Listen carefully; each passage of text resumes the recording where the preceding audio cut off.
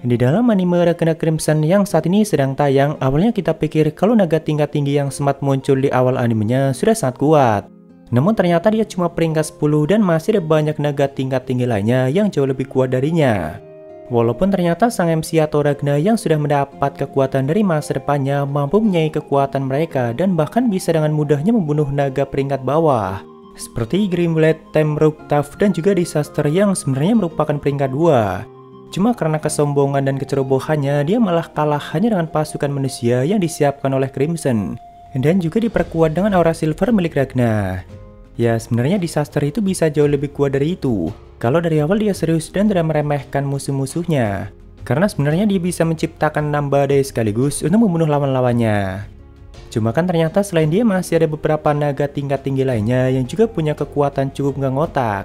Apalagi Raja Naga mereka yaitu Ultimatia yang bahkan punya kemampuan untuk memanipulasi waktu di dunia itu. Tentu awalnya banyak yang mengira kalau bakalan sangat susah untuk mengalahkan Ultimatia yang punya kemampuan seperti itu.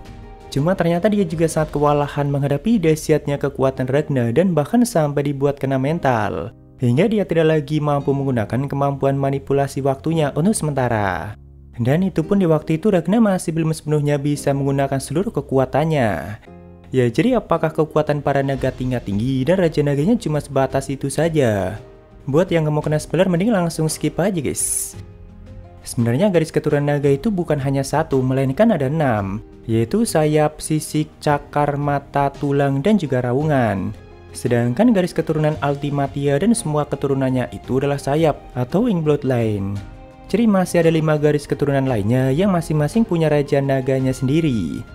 Nah, sebenarnya Ultimatia itu dianggap sebagai Raja Naga terlemah di antara Raja Naga lainnya. Karena walaupun dia punya energi yang sangat besar dan juga kemampuan yang cukup mengerikan, namun Ultimatia itu memang tidak jago dalam bertarung dan juga punya mental yang sangat lemah. Bahkan sebenarnya Wolte Kamui yang cuma nomor 2 itu lebih kuat dari Ultimatia. Di manganya Ragna sempat ditanya, jika dirinya bertarung 1 lawan 1 melawan Kamui, apakah Ragna bisa menang? Ragna pun dengan jujur mengatakan tidak yakin dan bahkan lebih baik untuk menghindarinya dulu. Karena kan memang waktu itu Ragna masih belum bisa menggunakan seluruh kekuatannya. Dan Kamui juga memang sangat kuat. Nah, cuma Kamui yang sudah sekuat itu saja sempat dipermainkan oleh Raja Naga Cakar yaitu Gilzia. Ya, jadi sebenarnya para naga tingkat tinggi yang saat ini baru muncul di animenya masih cukup lemah jika dibanding dengan garis keturunan lainnya. Apalagi para Raja Naga mereka yang tentunya punya kemampuan yang sangat gak ngotak. Sedangkan di atas mereka semua masih ada Dewa Naga yang tentunya jauh lebih kuat lagi. Walaupun Ragna dan Crimson juga masih belum mengeluarkan seluruh kekuatan mereka dan belum ada apa-apanya jika dibanding dengan kekuatan mereka di masa depan. Karena Crimson aja masih menyegel kekuatan aslinya. Makanya tidak heran kalau saat ini Ragna kelihatan cukup mudah untuk mengalahkan para naga tingkat tinggi yang sudah muncul di animenya. Karena selain garis keturunan Wings, masih ada banyak garis keturunan lain yang jauh lebih merepotkan dari mereka.